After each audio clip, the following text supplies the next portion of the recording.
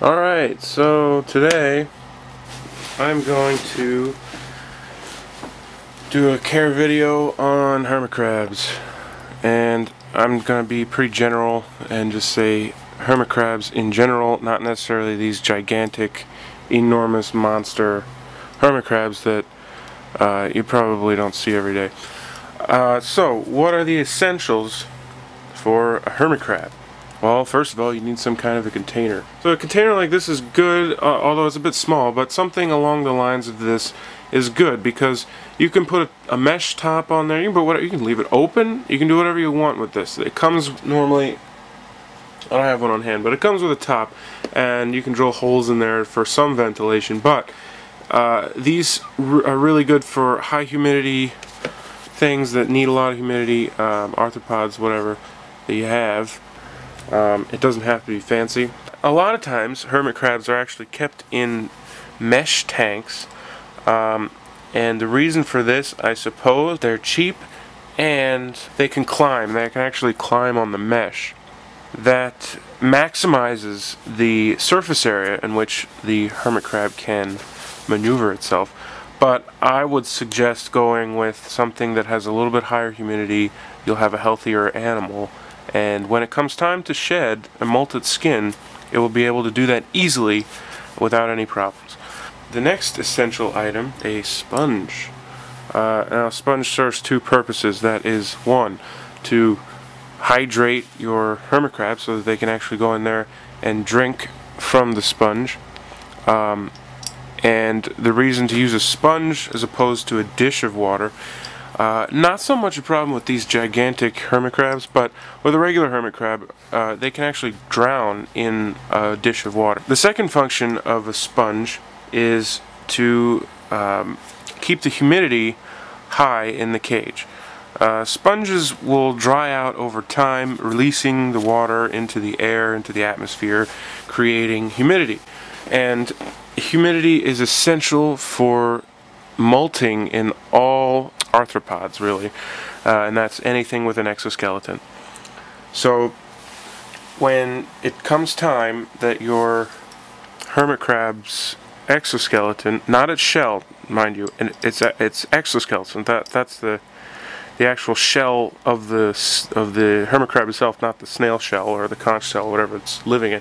When the hermit crab gets too big for its exoskeleton, not its shell, it will need to molt its skin, and in order to do that, it needs to have a high humidity level. Now, I don't know what specifically that humidity level must be, but I'll tell you from experience, it's probably going to be more than 60% humidity.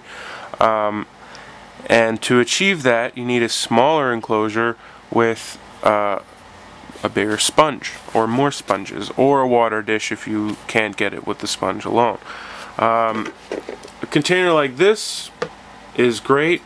Let me zoom out a little bit, see the whole thing. The next thing you're going to need is hermit crab food. Now, what do hermit crabs eat? Well, they eat anything. They're omnivorous, they're scavengers. They will go around wherever they live and eat dead vegetation, dead flesh, carrion, whatever. I don't know if they actually eat bones, but I think they probably don't. What is this? This is hermit crab food that you can get pretty much anywhere. It actually tells you kind of the stuff on the back here. I'll zoom. So you can see what's in there. And that's pretty nice that it gives you that. I'm not feeding them this stuff because it's old, so you don't need to get that, although that may also give you an indication of how long it lasts. Maybe not its shelf life, but at least how long it will last you if you get a little container like that. They really don't eat a lot of food is what I'm getting at. That could be an option to go. Now with these guys, I actually just put them in my old Aki tank, the glass tank that I have right now. So they're just eating the leftover food material that's sitting in there because there's so much energy in that tank. I didn't even bother putting any food in there. But if you were to feed them, they will eat absolutely anything, table scraps, whatever you want. The only thing is to mind with that is that if they don't eat it, it will go bad and start to attract bacteria and mold and things like that that you don't want in your tank. So if you're going to be doing that, make sure you have some kind of a cleanup crew also in your tank, which of course is a bioactive tank. That's what I always advocate. That's what I love to do. Now, one thing I didn't really cover so much here is substrate, and the reason is the substrate is not super important. If everything else is good, the substrate won't really matter much, but if you don't have everything else good, or moving well, or going well, you're going to need some substrate. So what I'm using right now is just, as I said, my old Ackie monitor cage, and that has Eco Earth, soil, excavator clay, and place sand. You don't need all of those things. Excavator clay specifically, it works really well. It's great that they would be able to dig little tunnels, and you could make little tunnels and stuff. The thing is with that is it's very expensive, and hermit crabs are supposed to be the cheap pet.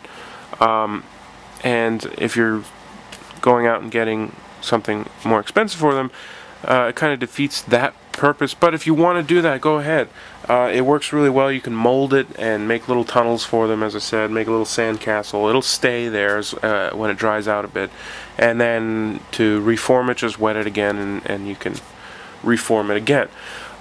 These guys don't really, or at least I haven't seen them burrowing, and they could be burrowing in that tank, and they're not. Now, I don't know if it's because it's too cold. It might be too cold. That's another thing. That's the next thing. You want to have some kind of heat. Right now, I don't really have any heat. They don't need it. It's better for them. They'll be healthier. They'll function more. They'll move around more. They'll be more active. You want that in your pet. You want to be able to look at it and see it interacting, moving around. Now you can see that these two haven't moved at all, and that's just the way it is. This one in the black shell, or the darker shell, I guess they're all kind of black and white, but this one is the more active of the three, and that's just how it's been. I've noticed that. Not sure why. Anyway, heat will make them more active. As with any arthropod, they are cold-blooded, and they need to extract heat from their environment in order to move. Now, if you're living where I'm living, you're noticing that right now, because we had some pretty cold weeks in October and what's the month? September. We had some pretty cold weeks in September. Then